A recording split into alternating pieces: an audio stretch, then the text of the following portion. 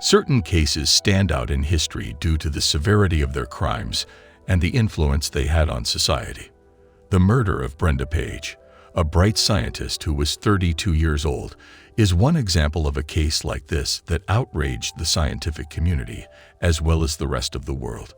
Due to the senseless loss of Brenda's life, there is now a gap in the field of scientific inquiry.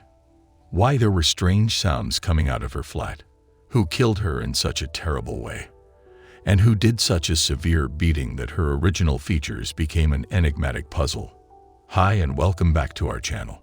If you are new here, please consider subscribing, as it helps us motivate to create more intriguing content for you.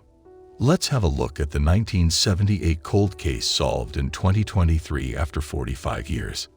Brenda Page was born on March 15, 1991, in a rural community, and it was immediately clear that she had an insatiable curiosity and a passion for information when she was very young. She was quite successful in her academic endeavors, especially in the areas of the sciences. After graduating from high school with the highest honors, Brenda enrolled in a famous institution with the intention of earning a degree in biochemistry. Her commitment and natural ability helped her garner numerous honors and grants, which paved the way for an outstanding career in the field of scientific research. After receiving her doctorate in biochemistry, Brenda went on to work in the field of cancer research. She became a member of a prestigious research institute where she devoted her time to elucidating the molecular pathways that underlie the progression of cancer and the creation of viable treatments. The work that Brenda did was characterized by a number of groundbreaking findings, most notably in the fields of targeted treatments and immunotherapies. Her research was essential in the development of individualized cancer treatments, which dramatically improved the prognosis as well as the quality of life for an untold number of patients. Not only were Brenda's contemporaries inspired and impressed by her brilliance and zeal, but so did members of the scientific community who held influential positions. On July 14, 1978, Elizabeth Gordon, Brenda's neighbor, walked over to Brenda's apartment. She went to Brenda's apartment and knocked on the door, but there was no answer. When Elizabeth reached for the doorknob, she was surprised to find that the door was already open. Her nerves were getting worse, so she decided to go into the room. At first, Elizabeth did not think anything was strange. She called Brenda, but she did not answer. This made her walk into the room further. As she got closer to Brenda's room, she started to feel scared. As soon as she walked into the bedroom, she was filled with terror. She would never forget what she saw. Elizabeth found Brenda's body on her bed, where it was lying in a pool of blood. Her face was so badly beaten up that it was hard to tell what it looked like. Elizabeth ran right to the phone to call the cops. When they got there, she told them what a terrible thing she had just seen. She cried and informed the police that she had seen nothing but blood and hair. Eric Grant was one of the first police cops called to the scene of the death. As soon as he walked into Brenda's bedroom and looked around, it was clear that a murder had happened. Brenda was still in her nightgown and lying face up on her bed. She had blood all over her.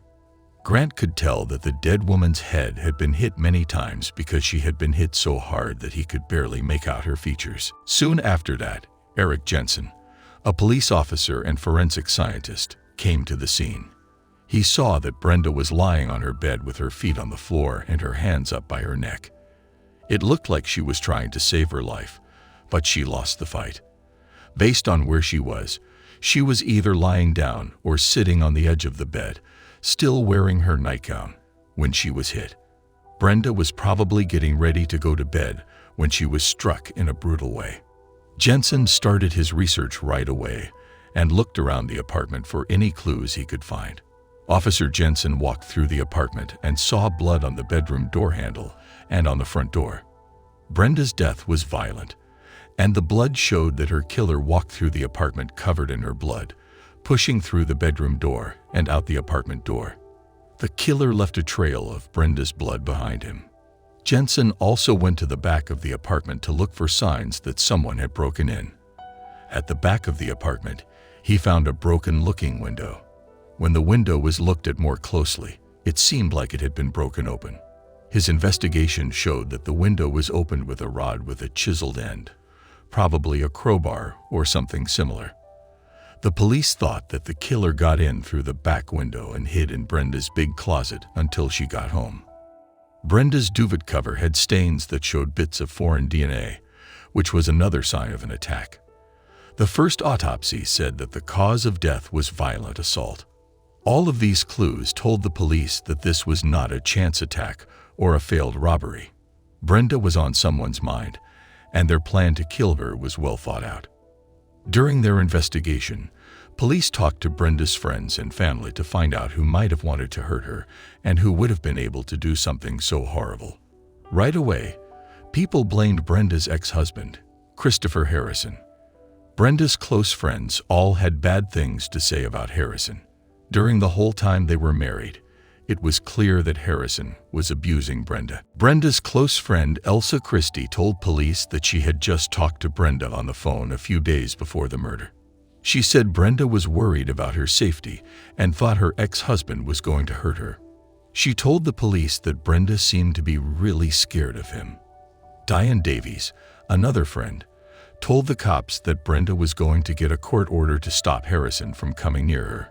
Diane Davies says that Harrison recently hurt Brenda when he threw hot tea on her during a fight. This caused Brenda to get burns. The police also found out that Brenda had been taken to the hospital more than once because of Harrison's rage. Based on what friends and family said, Harrison was jailed on suspicion of murder. Harrison told the officers that he was innocent and that Brenda was still the best thing in his life, even though they were no longer together. He did not give in to the interrogators' pressure. He said he had never been to Brenda's flat when asked if he had ever been there. Unfortunately for the detectives, there was not enough proof to convict Harrison. Even though he seemed like the most likely person to have done it, they did not have enough evidence to convict him at the time. Detectives Grant and Jensen started looking for other possibilities to see if they could find a way out of the dead end they were in. Through more conversations with Brenda's family, the police found out that she was having trouble with money and had taken a second job as an escort. Today, an escort is seen as a person who works in the sex industry. In 1978, this was not the case. At that time, men only paid escorts to meet up with them and go out with them or meet them in public for dinner and conversation. Brenda liked her second job because it paid well and gave her the chance to meet lots of new people. Brenda's job as an escort in no way required her to sleep with her clients. Police looked into this idea more and wondered if Brenda was hired by someone who might have been up to no good. Detectives followed this lead for days, weeks, and months, but they never found anything. Two important pieces of evidence were kept by the police for decades so that they could be looked at again with more modern technology. One was a piece of Brenda's bed cover that had her DNA on it, and the other was a piece of Brenda's back window that had paint chipped off of it. This was the window that the thief broke into to get into Brenda's house. Even though investigators found what looked like dried paint in Harrison's car, there was no way to show it matched Brenda's window at the time. At the time of the murder, investigators did not use DNA tests. Investigators were smart enough to keep these small pieces of evidence, DNA samples, paint chips from the tampered-with window, and blood samples. It took almost 40 years for the case to be reopened, but the proof was still there. In 2015, there was a big step forward. With the help of new technology, the detective was able to test the DNA evidence and match it to the list of suspects. Genetic tests, which Brenda did for her job, showed that the DNA samples found on Brenda's duvet cover were a match for the DNA found on Brenda. Since Brenda was a genetic scientist, it made sense that DNA tests helped figure out who killed her. Brenda did a study in her lab to find out how DNA can be used to compare people and how genes affect DNA. Investigators were able to find a DNA match for the sample they found at the crime scene. This showed that it was 590 million times more likely to belong to one guy than to any other man. With this DNA match, witness statements, and other clues, investigators had enough proof to make a formal arrest. The DNA found at the spot was that of Brenda's ex-husband.